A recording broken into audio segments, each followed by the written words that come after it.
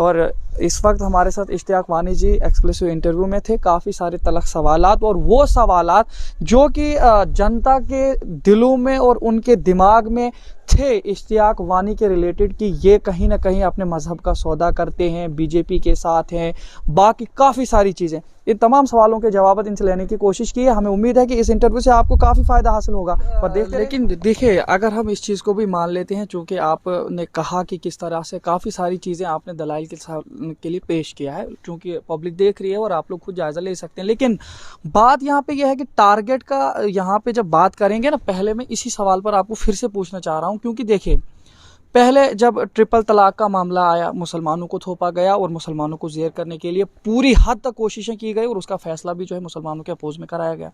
बाबरी मस्जिद और राम मंदिर का मसला आया, वहाँ पे भी मुसलमानों को अपोज करने की कोशिश की गई।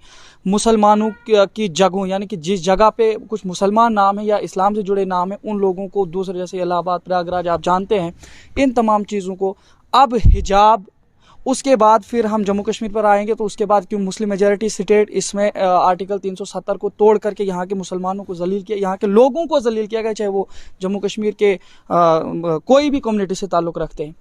तो ये सारी चीज़ें वो हैं जो साबित करती हैं कि अगर कॉल से बीजेपी के जो लोग हैं, चाहे आप प्रधानमंत्री की बात अभी कर रहे थे या बाकी जितने भी आप रविंदर रैना जी की बात कर रहे थे, ये सारी वो चीज़ें हैं, अगर ये ज़ुबान से तकरीरों में ये चीज़ें नहीं बोलते हैं कि हम मुसलमानों के अपोज में हैं, लेकिन इनके काम ऐसे हैं कि वो यकीनन ये चीज़ बोलते हैं कि ये मुसलमानों के अपोजिट में सारी चीज़ें। देखिए इदरीस फलाई जी, आपने बीच में जिक्र किया राम मंदिर का भी, बाकी सारे इश्यूज़ पर आपने बात की, ट्रिपल तलाक पर आपने बात की।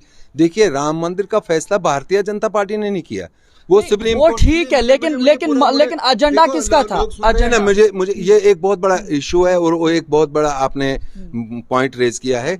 राम मंदिर का जो मामला, जो फैसला आया, वो उच्च न्यायालय से, सुप्रीम कोर्ट से आया, उसमें भारतीय जनता पार्टी का उसमें तो कोई रोल नहीं रहा। उसमें एक विवाद लगा था। आप मुझे बताइए एक बात, कि उस राम मंदिर का जो इशू था, उसका ताला किसने खोला था 1984 में? वो तो राजीव गांधी ने खोला था, भारतीय जनता पार्टी तो नहीं गई थी वहां पर, उन्होंने ही जाकर ताला खोला। जब ताला खोला तो वहां कई सारे सबूत सामने आ गए। होटल डोडा दरबार आपकी खिदमत में मुकम्मल इंतजामात के साथ पेश कर रहा है, बिना दूर गए ही शादी और महफिलों के आला इंतजामात अब आपके डोडा में।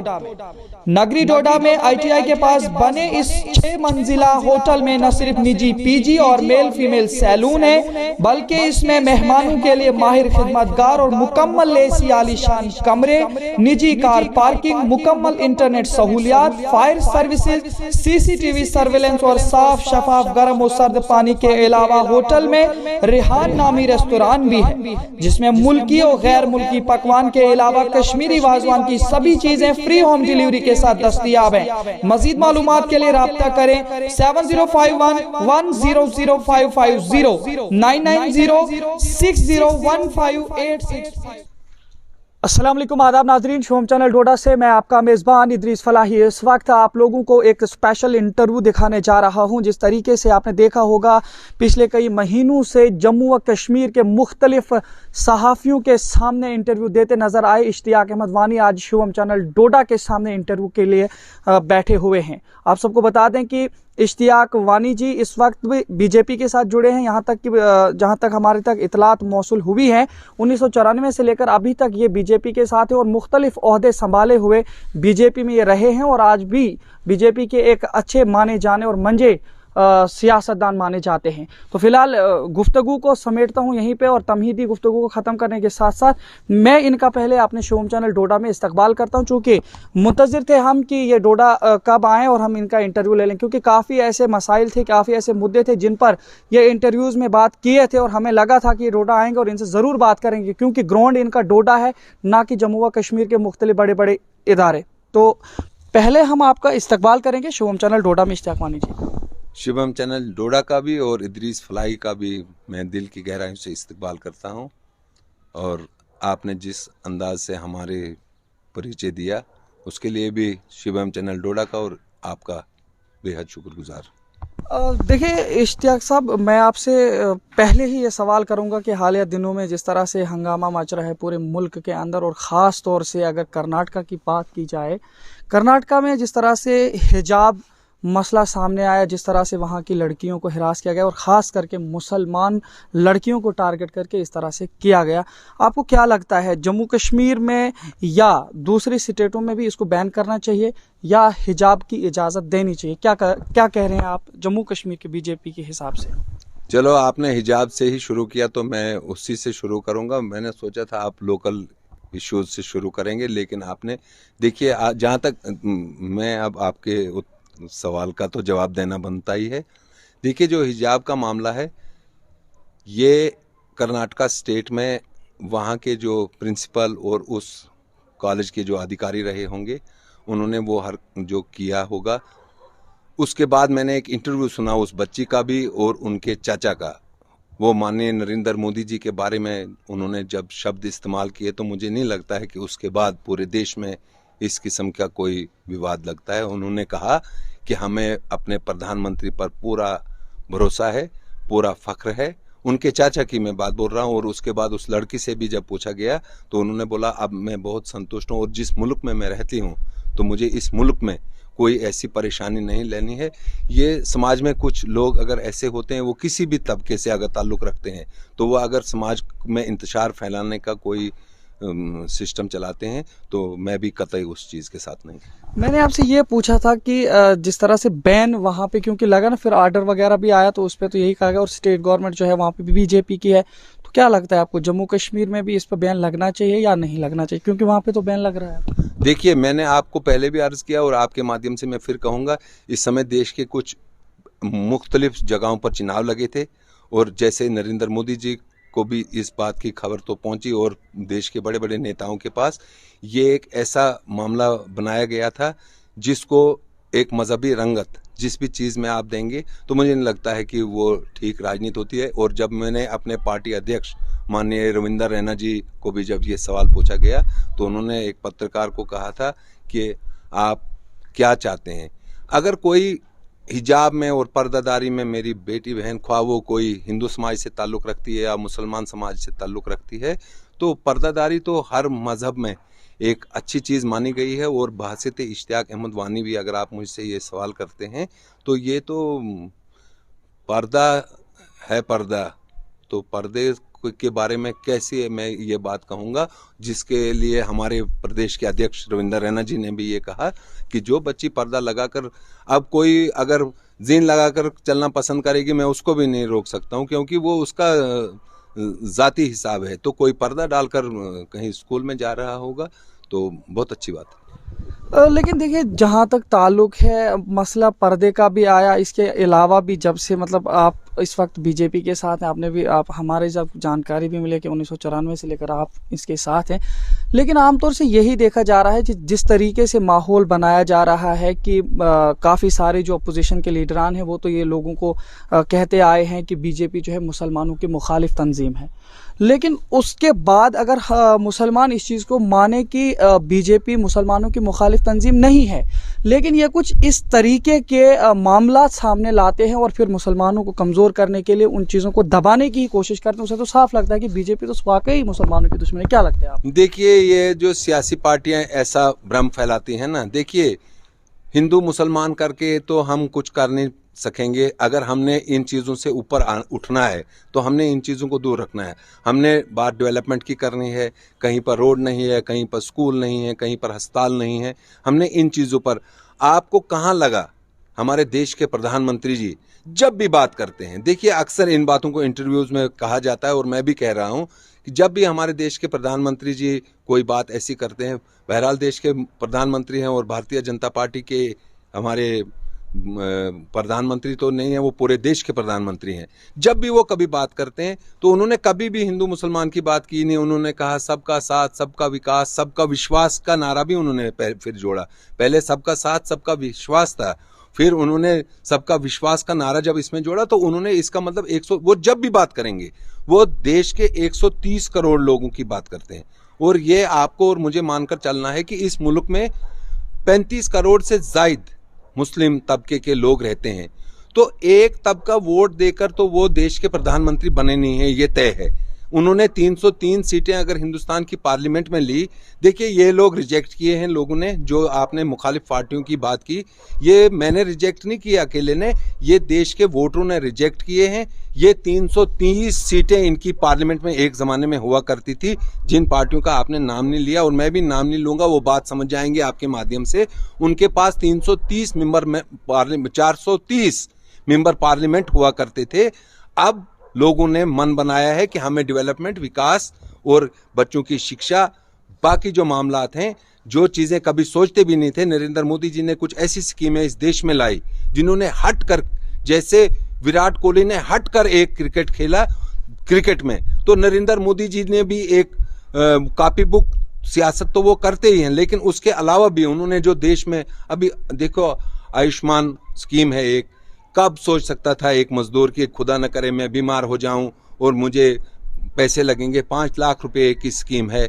ऐसी ऐसी आपको हजारों स्कीमें मिलेंगी जो नरेंद्र मोदी जी ने, एक तबके के लिए नहीं, जब कोई योजना बनती है तो वो सब लोगों को उसका लाभ मिलता है। अगर रोड बन रही है तो उसमें राम प्रकाश ने भी चलना है, इश्तियाक वानी ने भी चलना है। अगर कोई अस्पताल बन रहा है तो वहां सभी लोगों ने जाना है। इनके पास और कुछ बचा नहीं है, इनके पास कुछ नहीं रहा है। इनके पास यही एक चीज है कि हम हिंदू मुसलमान कर को ये पोलराइज करके वोट हासिल करना, कोई राजनीति नहीं होती है। अगर वोट हासिल करने हैं तो आपने समाज में कुछ काम करना है, आपने समाज में कुछ डेवलपमेंट करनी है, तब जाकर आपने इलेक्टोरल पॉलिटिक्स की जो बात होती है, ये इस बात को मैं आपकी सवाल का जवाब दूंगा कि भारतीय जनता पार्टी दूर दूर भी नहीं। मैं अक्सर इंटरव्यूज में कह चुका हूं और आज फिर कहूंगा आपके माध्यम से कि मेरे भाइयों, जब अटल बिहारी वाजपेयी जी देश के प्रधानमंत्री बने थे तो 32 साल की उम्र में उन्होंने एक मुसलमान शहीद शाहनवाज हुसैन को देश का काबीना का वजीर बनाया था। अगर मुसलमान दुश्मन होते तो अटल बिहारी वाजपेयी जी कभी भी कलाम साहब का नाम, देश के जो सदरे हिंद बने थे उनका नाम, ऐसा कुछ नहीं होता है। जो जिस लायक होगा, जिस शैली में होगा, अगर उनको लगेगा कि यहाँ हिंदू और मुसलमान का मामला नहीं है, मामला हिंदुस्तानी का है, तो इसमें ये चीजें गिनना कि उनको मुसलमान वोट नहीं करते हैं। आप देखो आज कैसे उत्तर प्रदेश में मुस्लिम समुदाय के लोग भारतीय जनता पार्टी का समर्थन कर रहे हैं। क्यों कर रहे हैं? इसीलिए कर रहे हैं, उन्होंने देखा होगा कि क्या किया है वहां पर मोदी जी की सरकार ने। ये चीजों को अब आपको दूर कर, आपको नहीं बोल रहा, आपके माध्यम से मैं उन लोगों को बोल रहा हूं, आप हमसे सियासी लड़ाई कीजिए सियासत के बारे में। आप रिलीजियस चीजें बीच में डालकर वो वोट बनाने की कोशिश करेंगे। लेकिन देखिए, अगर हम इस चीज़ को भी मान लेते हैं, चूंकि आपने कहा कि किस तरह से काफ़ी सारी चीज़ें आपने दलाइल के लिए पेश किया है, चूंकि पब्लिक देख रही है और आप लोग खुद जायज़ा ले सकते हैं। लेकिन बात यहाँ पे यह है कि टारगेट का यहाँ पे जब बात करेंगे ना, पहले मैं इसी सवाल पर आपको फिर से पूछना चाह रहा हूँ, क्योंकि देखिए पहले जब ट्रिपल तलाक का मामला आया, मुसलमानों को थोपा गया और मुसलमानों को ज़ेर करने के लिए पूरी हद तक कोशिशें की गई और उसका फैसला भी जो है मुसलमानों के अपोज में कराया गया। बाबरी मस्जिद और राम मंदिर का मसला आया, वहाँ पे भी मुसलमानों को अपोज करने की कोशिश की गई। मुसलमानों की जगहों, यानी कि जिस जगह पे कुछ मुसलमान नाम है या इस्लाम से जुड़े नाम है, उन लोगों को दूसरे, जैसे इलाहाबाद, प्रयागराज, आप जानते हैं, इन तमाम चीज़ों को, अब हिजाब, उसके बाद फिर हम जम्मू कश्मीर पर आएंगे तो उसके बाद क्यों मुस्लिम मेजॉरिटी स्टेट, इसमें आर्टिकल 370 को तोड़ करके यहाँ के मुसलमानों को जलील किया, यहाँ के लोगों को जलील किया गया, चाहे वो जम्मू कश्मीर के कोई भी कम्युनिटी से ताल्लुक़ रखते हैं। तो ये सारी चीज़ें वो हैं जो साबित करती हैं कि अगर कॉल से बीजेपी के जो लोग हैं, चाहे आप प्रधानमंत्री की बात अभी कर रहे थे या बाकी जितने भी, आप रविंदर रैना जी की बात कर रहे थे, ये सारी वो चीज़ें हैं, अगर ये ज़ुबान से तकरीरों में ये चीज़ें नहीं बोलते हैं कि हम मुसलमानों के अपोज में हैं, लेकिन इनके काम ऐसे हैं कि वो यकीनन ये चीज़ बोलते हैं कि ये मुसलमानों के अपोजिट में सारी चीज़ें। देखिए इदरीस फलाई जी, आपने बीच में जिक्र किया राम मंदिर का भी, बाकी सारे इश्यूज पर आपने बात की, ट्रिपल तलाक पर आपने बात की। देखिए राम मंदिर का फैसला भारतीय जनता पार्टी ने नहीं किया, वो सुप्रीम कोर्ट, ठीक है, लेकिन एजेंडा किसका था? एजेंडा मुझे ये एक बहुत बड़ा इशू है और वो एक बहुत बड़ा आपने पॉइंट रेज किया है। राम मंदिर का जो मामला, जो फैसला आया वो उच्च न्यायालय से, सुप्रीम कोर्ट से आया, उसमें भारतीय जनता पार्टी का उसमें तो कोई रोल नहीं रहा। उसमें एक विवाद लगा था। आप मुझे बताइए एक बात कि उस राम मंदिर का जो इशू था उसका ताला किसने खोला था 1984 में? वो तो राजीव गांधी ने खोला था, भारतीय जनता पार्टी तो नहीं गई थी वहां पर, उन्होंने ही जाकर ताला खोला। जब ताला खोला तो वहां कई सारे सबूत सामने आ गए, जिन चीजों का बच्चे हम उस चीज से गुजर कर आए हैं, उन दिनों इनको वोटों की पड़ी हुई थी और इन्होंने जाकर उस ताले को जो कई सालों से बंद पड़ा हुआ था, आपने जाकर उस ताले को खोला। जब वो ताला खुला तो वहां बहुत सारे तथ्य सामने आने लगे, जिसके बिना पर काफी सारी देर तक वो चीज सुप्रीम कोर्ट में चलती रही। और उसके बाद अगर कहीं तथ्य के आधार पर सुप्रीम कोर्ट ने कोई फैसला लिया है, तो क्या आपको लगता है कि मैं इस घाट के लान में बैठकर मैं उस फैसले को बोलूंगा कि जो सुप्रीम कोर्ट ने फैसला लिया है? जब भी न्यायालय कोई फैसला लेगा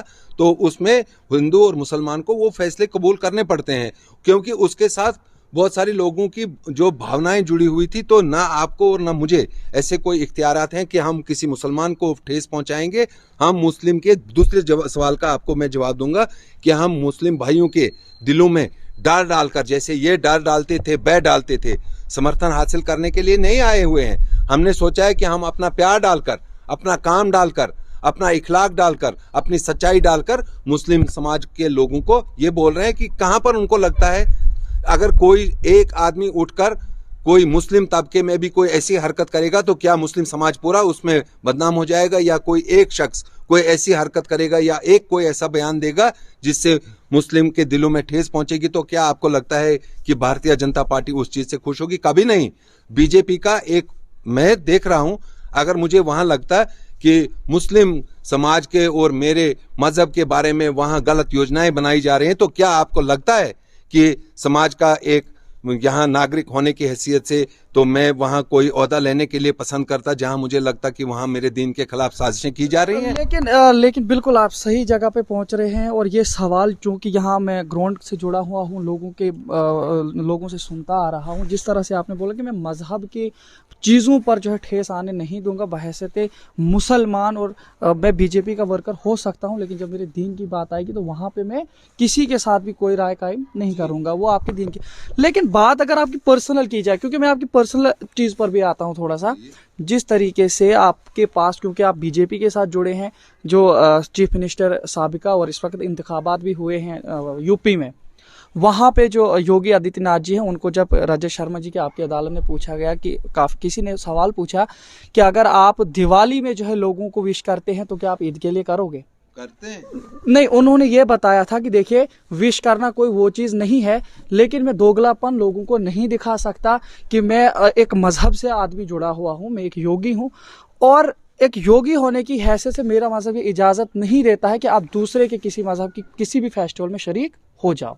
इस तरह से उन्होंने उसमें जवाब दिया। बात अगर करेंगे आपकी, लेकिन देखिए किस तरह से, क्योंकि जम्मू कश्मीर में जब वो मसला उठा, जब आपको काफ़ी सारे साथियों ने उस हवाले से बात की थी, जब उसमें ये यहाँ पे मसला उठा उसका सूर्य नमस्कार का, उस पर आपके इंटरव्यूज मैंने देखे और उसमें आमतौर से यही लगा कि सूर्य नमस्कार, आपने कहा कि ये एक एक्सरसाइज है, इसको करना चाहिए जिसको जो चाहे वो, जब वो मसला यहाँ पे उठा, लेकिन आपने उस चीज को वहां पे समर्थन किया एज अ बीजेपी के हिसाब से, और उस वक्त आप शायद अपना मजहब भूल गए। मैं ये नहीं कह रहा हूं, मैं आपसे जवाब लेना चाहता हूं, क्योंकि उसमें साफ तौर पर यही लगा, आपने कहा ये एक सूर्य नमस्कार इसका नाम है, बाकी एक्सरसाइज है।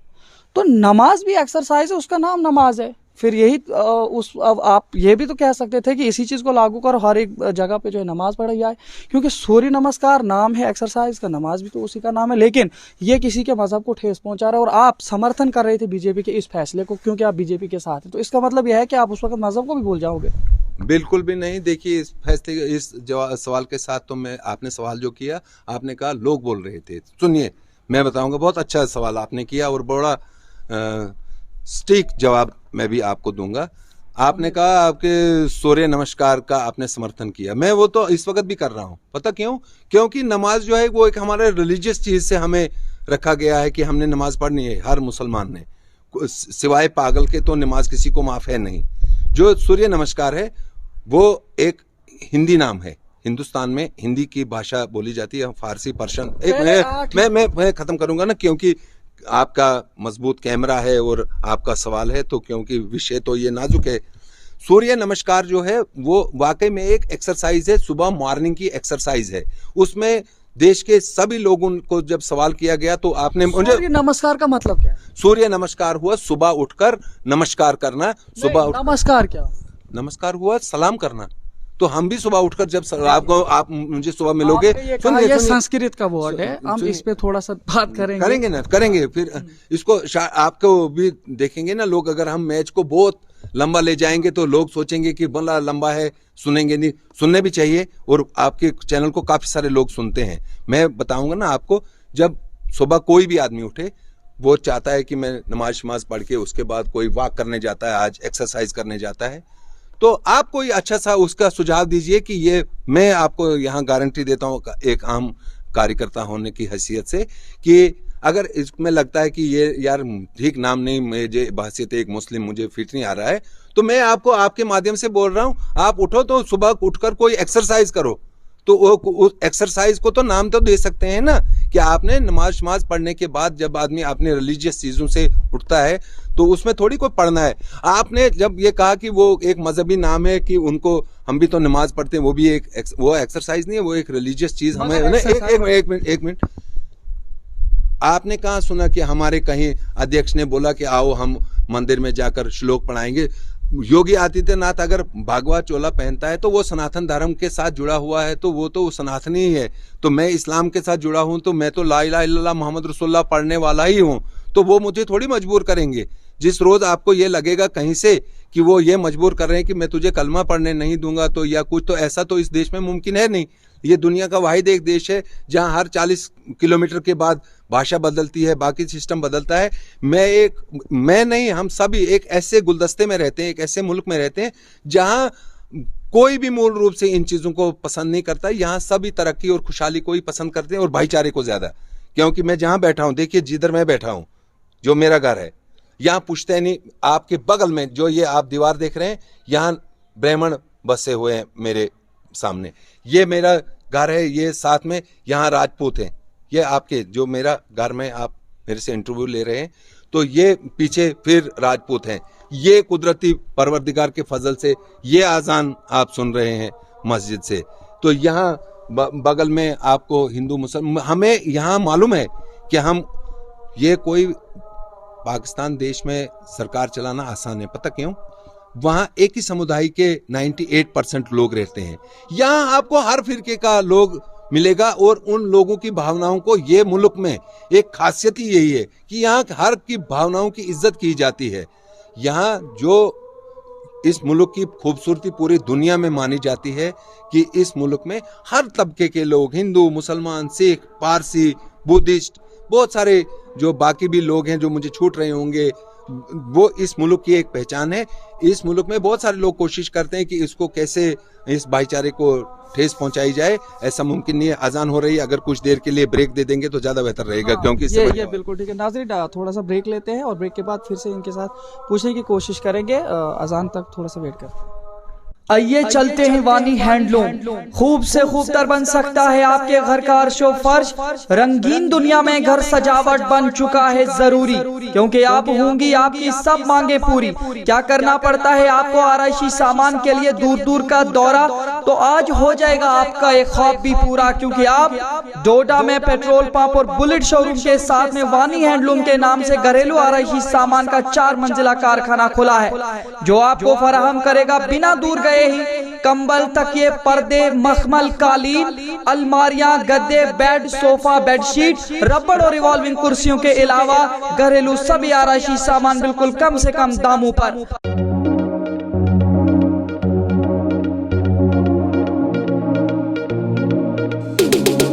हासिल करने के लिए राब्ता करें 9906374660, 9906233314।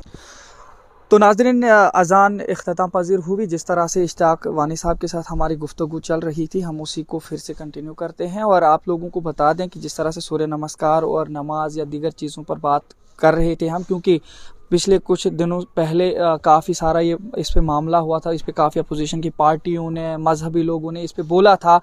तो इस हवाले से हमें लगा कि इश्तियाक वानी जी ने काफ़ी सारे चैनलों पर जो है इस हवाले से इंटरव्यू किया था और इस पर कुछ चीज़ें इन्होंने की थी जो लोगों के अंदर काफ़ी सारे खदशात पैदा हुए थे कि कहीं इश्तियाक वानी साहब अपने मज़हब को तो नहीं बोले, कभी अपने दीन को तो नहीं बोले। तो उस हवाले से हमने सूर्य नमस्कार के हवाले से बात की। देखिए, टकराने वाली बात जहाँ तक मैं समझता हूँ, आप में से काफ़ी सारे लोग होंगे जो संस्कृत और हिंदी से ताल्लुक़ रखते हैं। नमन और नमस्कार झुकने को कहते हैं, जिस तरह से मैं समझा हूँ। तो जब भी किसी जगह झुकना है, और इस्लाम में या जो मुसलमान हैं और इश्तियाक साहब खुद हैं, ये उस चीज़ को मानते हैं कि झुकना सिर्फ अल्लाह के सामने है। और नमस्कार, काफ़ी सारे लोग थे जो आतिश परस्त थे और सूरज को पूजने वाले लोग थे, तो ये सूर्य नमस्कार उसी की एक काइंड है। और ये अगर एक्सरसाइज इसको बोलते हैं, लेकिन ये इस्लाम मज़हब से टकराने वाली चीज़ है। और इस वजह से जो है यहाँ पे इस तरीके का मामला सामने आया था, जिसमें मुसलमान लोग लड़ने पे आए थे, क्योंकि नमस्ते नमस्कार करना किसी के सामने झुकने के हवाले से, इसके जो नमन का मतलब होता है झुकना, और नमस्कार का मतलब सूर्य नमस्कार यानी कि सूरज के सामने झुकना। तो उस चीज़ के हवाले से जो है इन्होंने जो बयान दिया था, हमने इस पर थोड़ा सा इनको बात वाज़े कराने की कोशिश की है। तो मज़ीद आगे बढ़ते हैं, अब हम थोड़ा सा स्टेट पर आते हैं, चूँकि आप एक मंजे के जो है लीडर हैं भारतीय जनता पार्टी के, चाहे अगर नेशनल लेवल की भी बात करें, क्योंकि आपके बारे में हमें पहले से इतलात हैं कि आप जो है नेशनल लेवल पे भारतीय जनता पार्टी के ओहदों पर फाइज रहे हैं। अगर जम्मू कश्मीर की बात की जाए, दफ़ा 370 पर हम पहले आते हैं। जिस तरह से काफ़ी सारे यहाँ की अपोजिशन पार्टियां हैं, उन्होंने ये निशाना बनाया कि भारतीय जनता पार्टी ने लोगों के साथ खिलवाड़ किया, दफ़ा 370 को ख़ात्मा किया, और जम्मू कश्मीर में जो काफ़ी सारी रुकावटें आई हैं। लेकिन भारतीय जनता पार्टी अमूमन ये दावा करती है कि दफ़ा 370 के ख़ात्मे के बाद ही खुशहाली आई। हम ये जानना चाहेंगे आपसे, आप एक बीजेपी के वर्कर हैं और एक बहुत बड़े ओहदेदार हैं, हम आपसे जानना चाहेंगे क्या खुशहाली हुई, और आप जम्मू कश्मीर के बाशिंदे। देखो, दफ़ा 370 के बाद, उसके पहले का और उसके बाद का भी मैं आपको ज़रूर कहूँगा, आपने कहा, और बड़े शार्ट में आपको कहूँगा, क्योंकि उसमें कुछ रहा तो था नहीं, उसमें कुछ चंद परिवारों को लाभ हो रहा था। और आपको ये मालूम है कि वो मेरे मंशूर में, भारतीय जनता पार्टी के मंशूर में, और जिस संगठन के साथ मैं जुड़ा हूँ, जब एक चीज़ इनके पास अब कुछ भी नहीं है, इनको मालूम है वो वापस मिलने वाला है नहीं। देखो, मैं आपको आपके माध्यम से बड़ी जिम्मेदारी से बोल रहा हूँ, ये इन लीडरों को अच्छी तरह मालूम है, बहुत अच्छी तरह खबर है। और मैं भी आपको यहाँ से बोल रहा हूँ कि जो चीज़ इनको पता है कि ये असंभव है, ये उसी असंभव को बोल रहे हैं लोगों को कि हम ये संभव बनाएंगे।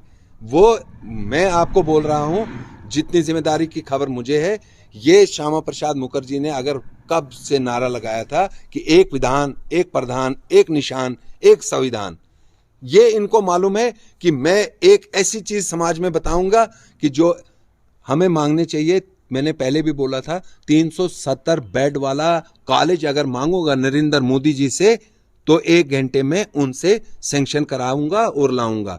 370 बेडेड हॉस्पिटल में मांग सकता हूं, वो आएगा। अब वो लोगों को बोल रहे हैं कि आप हमें वोट दे दो और उसके बाद हम, और आपके पास पहले इख्तिदार था, जब आपके पास 62 सीटें थी, तो इसको परमानेंट और मुस्तकिल क्यों नहीं किया था? अगर आप बोल रहे हो कि इन्होंने ये चीज तोड़ दी, तो ये जो आपको खुद भी मालूम था, इसमें ज्यादा छेड़खानी नहीं हम कर पाएंगे। भले वो लंबे समय तक इख्तिदार में रहे, जब वो लंबे समय तक इख्तिदार में रहे तो उन्होंने उस चीज को क्यों नहीं ऐसा परमानेंट हाल बनाया था कि जो नहीं टूट सकता था। उनको मालूम था कि ये चीज जो है, ये एक दिन जब वो जो सरकार में बाद में आप बोलते हैं कि भारतीय जनता पार्टी इख्तिदार में आई, तो उन्होंने दफा 370 को दूर किया। उससे पहले क्या था, फायदा क्या था, और आज क्या नुकसान नजर आ रहा है? हम आपसे जानना चाहते हैं क्या फायदा करवाया आपने, क्योंकि आप लोगों ने तो इसी वजह से लोगों को बताया कि यहाँ पे खुशहाली होगी। बेरोजगारी तो वहीं है, कोई बेरोजगारी अभी भी है, महंगाई बढ़ रही है। मैं आपको बताऊंगा कि उसके बाद जो आपको फायदा नजर आएगा और मुझे फायदा नजर आएगा, जिस वक्त यहाँ बेकारी और बेरोजगारी होती है तो लोग, नौजवान जो आज दरबदर हैं, जब तक बाहर से लोग इंडस्ट्रियलिस्ट यहाँ नहीं आएंगे, यहाँ कैसे विकास होगा, कैसे तरक्की होगी, कैसे खुशहाली होगी? इन पहाड़ों पर जाकर टूरिज्म के ऐसे ऐसे खूबसूरत जगहें हैं, जिस एरिया से आप ताल्लुक रखते हैं, क्या पूरे हिंदुस्तान में उससे खूबसूरत जगह है कोई टूरिज्म के लिए?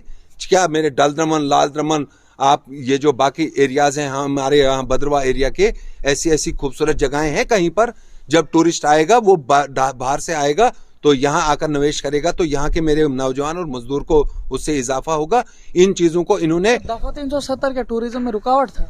दफा 370 का तो मैंने जिक्र किया कि वो ये लोगों को ये बोल रहे हैं कि वो मैं बोल रहा हूं आपको कि उस बारे में आप बात ही अगर नहीं करेंगे तो बेहतर है। वक्त जाया कर रहे हैं वो लोगों को वो गलत तासुर एक दे रहे हैं।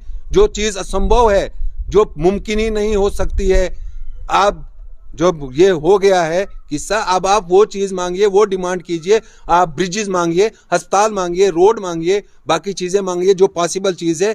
आप स्टेटहुड मांग रहे हैं तो मैं बोल सकता हूं कि उसके बारे में संभवता है, जिसके बारे में हमारे गृह मंत्री जी ने पार्लियामेंट में बोला है। अब लोगों को ऐसे ही, यहाँ मेरे भाइयों को, यहाँ जो दूर दराज के लोग हैं उनको रिलीजियस ब्लैकमेलिंग करके या इमोशनल ब्लैकमेल करके आप बोलेंगे एक वो चीज जो मुमकिन ही नहीं है। ये मेरी नकल खसरा गिरदौरी में जिस घर में मैं बैठा हूं तो कैसे बोल रहे हैं। अगर मैं यहां से जाकर दिल्ली में कोई जमीन ज़रात खरीद सकता हूं, तो अगर दिल्ली का भी आकर डोडा में कोई चीज बोलेगा मैं इदरीस फलाई जी यहां पर 10 मरले लूंगा, एक होटल बनाऊंगा, तो उसमें हर्ज क्या है? मुझे आप बताइए क्या हर्ज है उसमें? बोल रहे हैं कि वो पहले नहीं जी, हम बाहर के लोगों को जमीन वो यहाँ खरीद नहीं सकते थे। अरे भैया तू जाकर तो खरीद सकता है। फारूक अब्दुल्ला साहब ने जाकर जमीन खरीदी, मानो महबूबा मुफ्ती जी दिल्ली में जाकर खरीद सकती है, बेंगलोर में जाकर खरीद सकती है। अगर बेंगलोर का भी आकर यहाँ स्कूल कोई बना रहा है तो उसमें क्या हर्ज है? मुझे आप बताइए। उन्हीं लोगों से आप पूछिए, बताओ आप क्यों झूठ बोल रहे हो लोगों को दफा 370 के बारे में, जब आपको मालूम है कि ये एक असंभव बात है। क्यों उनको लोगों को आप ऐसी बातें कर रहे हो? उनके बारे में रोड की बात क्यों नहीं कर रहे हो? अस्पताल के बारे में बात क्यों नहीं कर रहे हो? बेरोजगार बच्चे हैं यहाँ, हजारों बच्चे यहाँ लोग मर रहे हैं। टनल के वो अंदर बच्चा परसों गिर गया, वो मर गया, उस बच्चे के बारे में जिक्र क्यों नहीं कर रहे हो? आप बिला वजह से उस चीज को लेकर आप बोल रहे हो कि लोगों को ठगेंगे। यहाँ लोग आप ठगने वाले नहीं है। यहाँ आने वाली भारतीय जनता पार्टी की सरकार में आपके चैनल पर बाइट को आप मौजूद रखेंगे इंशाल्लाह, और आपको भी अल्लाह ताला सलामती देगा। यहाँ भारतीय जनता पार्टी के आने वाले टाइम में भारतीय जनता पार्टी की सरकार आ रही है, भारतीय जनता पार्टी लोग बना रहे हैं। ये कोई हम दादागिरी से नहीं बनाएंगे जिस तरह ये सरकारें बनाते थे, डकैतियां मारकर, चोरियां करके, लोगों का वोट अपने खाते में डाल करके सरकारें बनाते थे। यहाँ भारतीय जनता पार्टी को लोग समर्थन करेंगे। उनको मालूम है कि हमने सबको मौका दिया है, नरेंद्र मोदी जी को भी देंगे। जब पूरा देश उस पर विश्वास कर रहा है तो यहाँ के खासकर में हिंदू और मुस्लिम समाज के सभी लोगों को, सिख को, जो भी जिस वर्ग से हैं, उनसे गुजारिश करता हूं आप भारतीय जनता पार्टी का समर्थन करके देख लीजिए। और जब आपको लगेगा कि ये विकास और तरक्की के लिए वोट मांग रहे हैं तो आप अपना समर्थन और बढ़ाया करेंगे। इन चीज़ों से हमें अब दूर भागना चाहिए, इससे समाज में इंतशार पैदा होता है। आप माइक लेकर हैं लेकिन आपका कैमरा पकड़कर कुलदीप जी खड़े हैं, तो इसका मतलब ये हमारी एक अच्छी पहचान है कि यहाँ अगर मैं यहाँ बैठा हुआ हूँ तो मेरे यहाँ दाएं बाएं आप देखो, ये जो पिंड आपको ऊपर नजर आ रहा है, यहाँ 100% राजपूत गांव है, कम से कम 150 घर हैं। तो हमने आपसी भाईचारे को पहले बनाकर रखना है। डेवलपमेंटें होती रहेंगी जब हम आपस में प्रेम बनाए रखेंगे, यही हमारी पहचान है। अब जाएंगे बोलेंगे हमें वोट दे दो, हम बाद में और 370। अरे भैया मैं बोल रहा हूँ आपको बड़े जिम्मेदारी से, यहाँ आपको गलत बोल रहे हैं, आपको आपके जो जहन है गलत साइड पर ले रहे हैं। आप जहनों को बच्चों के बेरोजगारी के लिए डिमांड करो, इश्तियाक वानी से खड़ा रहेगा। आप मुझे बोलोगे तो दिमोई समर्थन तो दिखा 370 वापस है सैनिक वो ना वन अपोज किए थे। मैं वो बात बताऊंगा जो पॉसिबल है। आप पॉसिबल चीजों को हमें बताइए, जो इम्पॉसिबल बात होगी वो लोगों को समझ जाना चाहिए कि ये, जब मैंने आपको पहले कहा और बोल रहा हूं, जब इनके पास वो चीजें परमानेंट करने का टाइम था तब नहीं ये कर पा सकते थे, क्योंकि ये उस चीज को नहीं छेड़ सकते थे। वो एक ऐसी चीज थी, वो आग से खेलने के बराबर थी।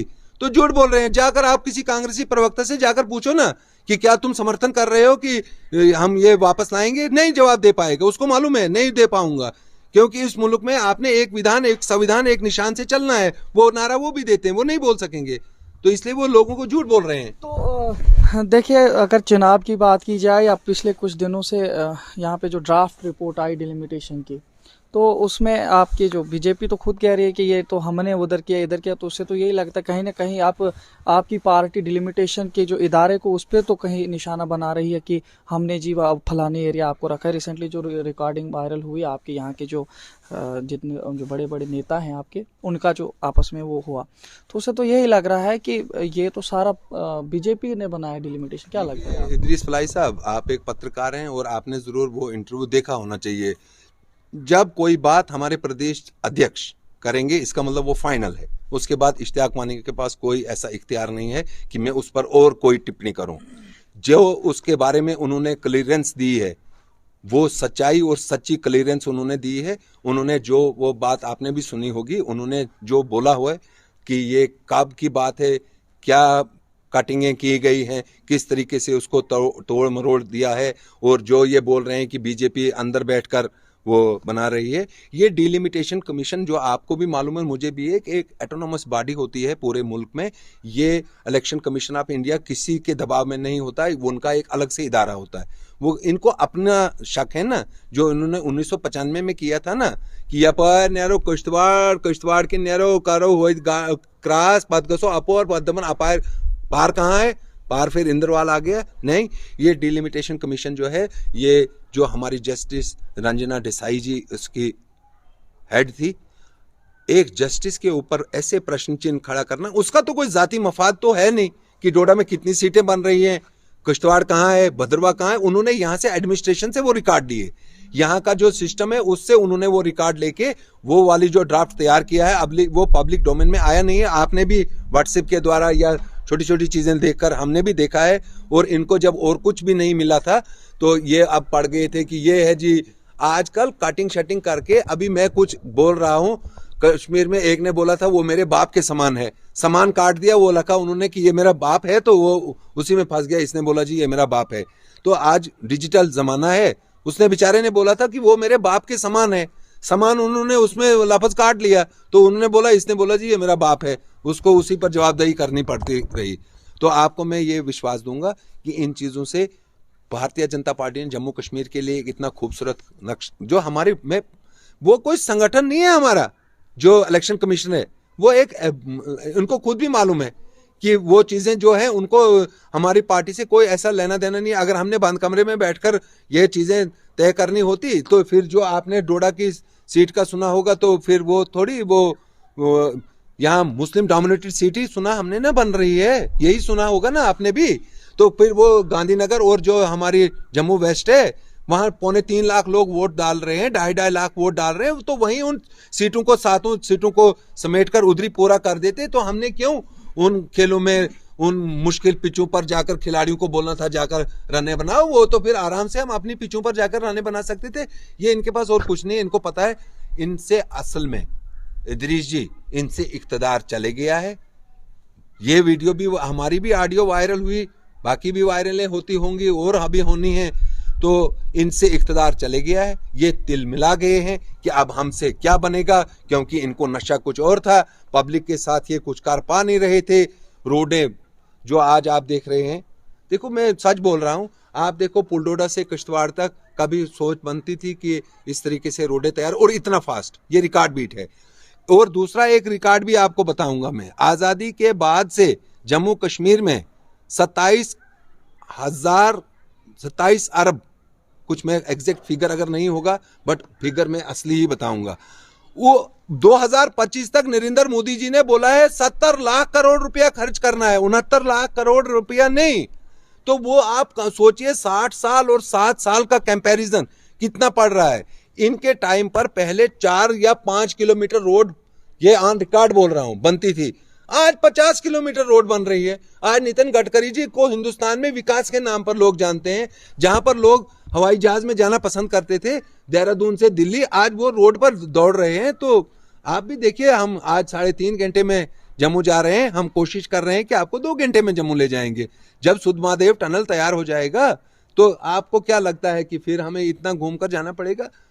सब्र कीजिए मेरे भाइयों, मैं आपको पुरखुलूस गुजारिश करता हूं, सब्र कीजिए, विश्वास कीजिए, भारतीय जनता पार्टी पर आप भी विश्वास कीजिए। कोई मुसलमान दुश्मन पार्टी नहीं है। मुसलमान दुश्मन पार्टी होती तो मैं भी अपने आप को बड़ा मजबूत, अब मैंने किसी के दिखलावे के लिए, कोई मुझे बोलेगा कि इश्तियाक को इस्लाम से, ओए तुमने थोड़ी ठेका लिया है इस्लाम में रहने और खारिज करने का। इंसान को अपना ईमान अपने पास होता है, अपने जो रोजे मैशर के दिन जाना होगा ना, तो हर आदमी ने अपने हिस्से की आग अपने एमाल नामे पर रख कर उसने जाना है।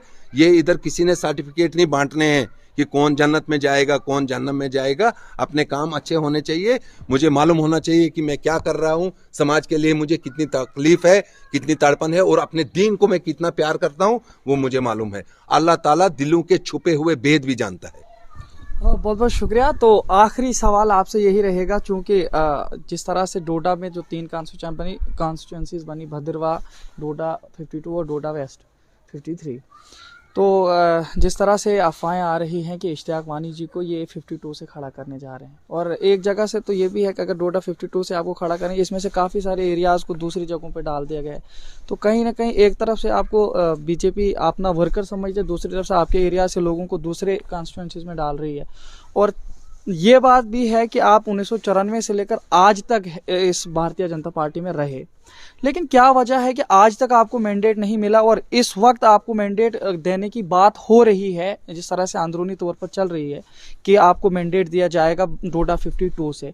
और इस पे सजाद गनी लोन आपने देखा होगा, उन्होंने जिस तरह से उस दिन जब उमर अब्दुल्ला साहब यहाँ आए थे डोडा में, उन्होंने कहा ये बहुत बड़ा टरबाज है, और उन्होंने तो ये भी कहा था कि ये कांग्रेस की सीट यहाँ पे रिजर्व है। तो कहीं आपको बलि का बकरा तो नहीं बना रहे कि कोई नहीं मिला तो इश्तियाक को डाल दें? देखिए, पहले तो मैं एक बात आपको कहूँगा, भारतीय जनता पार्टी एक ऐसा संगठित जमात है, तो आपको अपने माध्यम से सूचना मिली होगी, ये यहाँ पर एक पार्लियामेंट्री बोर्ड है, वो जिसको भी तय करेंगे। मेरे से बड़े अच्छे अच्छे लोग हैं यहाँ, बड़े बड़े अच्छे लीडर हैं जो अच्छे अच्छे काम करते हैं।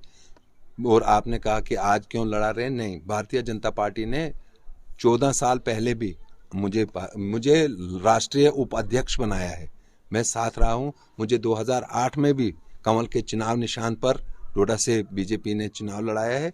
मैं पार्टी में इसलिए नहीं आया हूँ कि मुझे पार्टी क्या देगी, हर कार्यकर्ता की कोशिश होनी चाहिए कि मैं पार्टी को क्या दे सकूँ।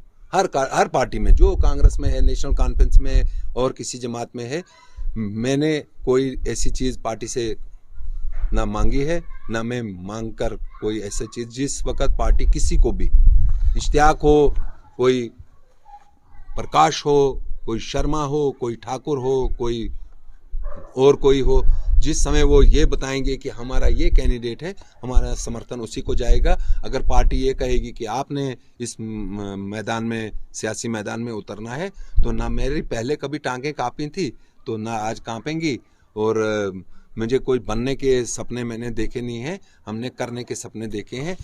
आप जिस तरह से मतलब आपको मैंने काफ़ी सारे चैनलों पे इंटरव्यूज़ करते दौरान देखा कि आप शेर व शायरी भी करते हैं, डोडा के लिए आपको एक स्पेशल प्रोग्राम, इस एक्सक्लूसिव इंटरव्यू के हवाले से क्या पैगाम आप शायरी के सरे से देना चाहेंगे? थी इजाजत इन्हें बागवानों, ये चूसते थे खून इन गुलों का, अब जाग चुके हैं अहले चमन, अब इनको कतरा कतरा उगलना पड़ेगा, कतरा कतरा उगलना पड़ेगा। बहुत बहुत शुक्रिया। तो नाजरीन, आप लोग देख सकते हैं कि इंटरव्यू काफ़ी लंबा भी हो चुका है, और इस वक्त हमारे साथ इश्तियाक वानी जी एक्सक्लूसिव इंटरव्यू में थे। काफ़ी सारे तलख सवालात, और वो सवालात जो कि जनता के दिलों में और उनके दिमाग में थे इश्तियाक वानी के रिलेटेड, कि ये कहीं ना कहीं अपने मजहब का सौदा करते हैं, बीजेपी के साथ हैं, बाकी काफ़ी सारी चीज़ें। इन तमाम सवालों के जवाब इनसे लेने की कोशिश की है। हमें उम्मीद है कि इस इंटरव्यू से आपको काफ़ी फ़ायदा हासिल होगा, और देखते रहे शोम चैनल डोडा। अपने मेज़बान इद्रिस फलाई को कुलदीप ठाकुर वीडियो जर्नलिस्ट के साथ दीजिए इजाज़त। अल्लाह हाफिज़।